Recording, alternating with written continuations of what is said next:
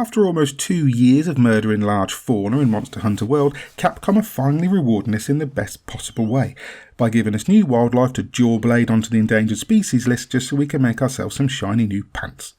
I mean, there's the issue of a dangerously unstable ecosystem or something or other that we're apparently attempting to balance, but really all we care about is beating giant monsters to death and harvesting their giblets. Well, with the Iceborne expansion, not only have Capcom given us over 20 new targets, but a whole new area and a huge endgame. Getting through the Master Rank content will be tough even for veterans, but it's even more so to newcomers. Having spent tens upon tens of hours in Iceborne pre-launch, I've brought you this list of tips to help the less experienced transition into the new world of Hoarfrost Reach and stay alive for the ride. Number 1. Forget the meta. All the armour you farmed over the last 2 years, even the stuff you grinded Arch-Tempered Elder Dragons for, means roughly diddly shit in Iceborne. The weapons, providing you're at the highest rarity possible, will continue to serve for a while, and indeed can be upgraded through further rarities on new or existing trees, but your armour will need replacing and quickly. Even if everyone's running around in the free Guardian set Capcom have been kind enough to lay on to help the transition, there's going to be tough challenges, particularly if you have to sacrifice a lot of decoration skills for survivability. Once you get past the entry-level foes like Bambaro and Beatodus, the difficulty hits a sharp incline, and even early monsters like the Barioth and the Viper Tobi Kadachi will hit you like freight trains, and you'll need to make do with whatever armour you can farm in the interim. Your decorations will be fine, but the hike in armour and damage with the new gear and upgraded weapons is real and essential. Number 2. Don't rely on the Guardian set. The free Guardian armour looks super cool and features some great survivalist skills, and if you're coming through low rank and high rank it'll be very useful. Not so much if you're already running a decent endgame build. Here's the thing, myself and the others who were playing Iceborne pre-release didn't have access to the Guardian set. We went into the expansion with our standard gear and we pushed through the difficulty spikes. If you're coming in fresh and you don't have Arch-Tempered gear or even decent high rank sets, then the Guardian set is going to be very useful. However, if you've got a good build with some great skills, it might be worth pushing on through and meeting the challenge head on. In the long run it will make you a better hunter, and you won't have to sacrifice your favourite skills for tanking rights. Number 3. Pay attention to the elements. One of the biggest talking points in Monster Hunter World is, or was, elemental versus elementless damage. Elemental damage was never completely inconsequential, but it was always going to lose out to raw damage without some very specific builds and concessions made elsewhere. Likewise, status effects cast by monsters were always more of an annoyance than an actual challenge. Well, the gear and skill shake-up in Iceborne is such that simply piling points into elementless damage and raw defence won't cut it anymore. Enemies hit you with status effects over and over, so much so you'll be popping nullberries like Skittles every fight if you don't build against it. Also, monsters are affected much more by their opposite element, and with an increase to the elemental damage cap across most, if not all weapons, elemental builds are not just viable, but may well completely alter the latter game meta altogether. Number 4. Hit Hunter rank 50 in Astera first. You can't jump into the Iceborne content until you're at least Hunter rank 16 and you've beaten the base campaign. And that being said, the temptation to go straight into the new content will be very high for new players. But do yourself a favour and hit HR 50 at least before embarking to the Hoarfrost Reach. The monsters in Iceborne are much tougher, and you need every tool and the best decorations you can to survive. The monsters here spam status effects like your annoying little brother spams Hadouken, and without decorations to up your resistances or mantles to prevent them, you're going to spend the whole time eating nullberries and dying. Also, Iceborne introduces variants and subspecies of monsters you won't even have faced yet at HR 16. New players coming into Iceborne are in for a serious challenge. Number 5. Fully upgrade your best build. Another reason to reach at least Hunter rank 50 is to have as long as you can to grind and upgrade a killer build. Once you can hold your own against tempered monsters, you'll be ready for the first few hours of Iceborne. At Hunter rank 16 you'll have almost no decorations and almost no gear options. The best thing you can do is fully upgrade the armour you're wearing and farm the materials to make your weapon as tough as possible. Elements matter now, so go for raw damage as you head into Iceborne so at least you remain consistent. Now hit the events for extra rewards and decorations.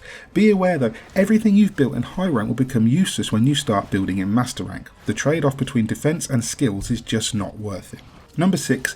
Learn to Clutch Claw. One thing you can do while levelling is use the Clutch Claw. Even in the early game, it's a useful tool for dealing extra damage, distracting the monster to help your squad, or steering it into hazards and traps. Players going directly into Iceborne at a high Hunter rank will need to learn Clutch Claw on harder, tougher monsters, but those playing through the base game first will have an easier time learning the mechanics on punchbags like the Great Jagras and the Barioth. It's more than just a grappling tool though. It can hurt and chase off small monsters that interrupt you when you're gathering, or it can be used to get up on a monster to target certain areas over and over, over. The best use of it though is the Flint Shot. First you get a fully loaded slinger with explosive ammo. Torch pods, bomb pods, piercing pods, crystal bursts and dragon pods work really well on different monsters, but the idea is that you hit them with your weapon enough to stagger them, and then clutch to the head, hit the right trigger and fire the entire payload into their face. The resultant explosion can even stagger and drop elder dragons, allowing you to wail on them for a few seconds. Be aware though, you can be thrown and lose your ammo, or sometimes a monster will simply resist it. Also, really shouldn't try and clutch claw anything that's in an enraged state. Either way, the slinger capacity skill suddenly has a real use. Number 7. Get all the upgrades you can. If you've played through the base game, you'll know that optional quests come thick and fast, but only some of them reward you with things worth keeping. If this is your first time in World, be sure to complete quests with speech bubbles next to them as a priority, as they'll unlock mantles or boosters and harvest box upgrades or canteen ingredients. In Iceborne, many of these quests unlock new decorations or upgrades to your mantles and boosters that allow you to socket decorations for extra buffs while you're wearing them. While you want to get the story out of the way as soon as you can to get to the end game and the long and wondrous Evergrind as soon as possible, focus some attention on unlocking the upgrades as you go. Number 8. Visit the training area. If you've had a few hundred hours already in Monster Hunter World, you may well laugh at the idea of visiting the training area, but all 14 weapon types have new mechanics built in with the old ones. It may be a new combo, a new guard point or a new attack, but you can't play any weapon in Iceborne the old way and still get the most out of it. You need to familiarise yourself with the new moves, and weapons you didn't previously use might now become more viable. For example, I main Charge Blade, and the new Savage Axe move is truly devastating. A lot of the weapons have new animations too, and if you don't know what you're doing, you'll wind up on the end of a toothpick in Iceborne. And number 9. Get to know the Gathering Hub and Celiana. Once you have Iceborne, you'll rarely bother visiting Astera again. Celiana is a more intuitively designed settlement. The player room is way better with customisable rugs and furniture and wall coverings, and everything's accessible without climbing a ton of stairs or riding a lift. More importantly though, the Gathering Hub in Celiana is awesome. Not only does it contain everything from the provision stockpile to access to the Argosy and the Botanical Research Centre, it also has a path through to the Forge and a bunch of stuff to mess around in, including a hot spring, foot bath, and of course the table to get drunk at and the arm wrestling barrel. Number 10. Let off some steam. While you're at it, go visit the Steamworks. Celiana runs on steam power, and the engineers and palicos who run the Steamworks could use your help. It's essentially a game of chance in the first round as you try to guess the correct sequence of pipes to vent. However, if you pass that first round, it becomes a mini rhythm game where you're required to hit the buttons you're told to hit.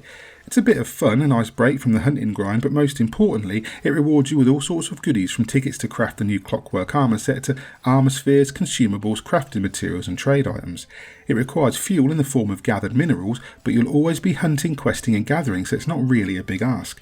Whenever you see a message that the Steamworks fuel reserves are full, head on over and get involved. So that's it. There's your 10 tips to help you get started in Iceborne, and I hope it makes the transition that little bit easier for you.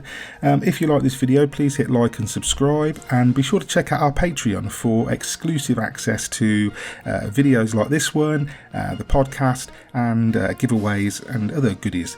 I've been Mick F of Geek, and you guys have been lovely. Bye.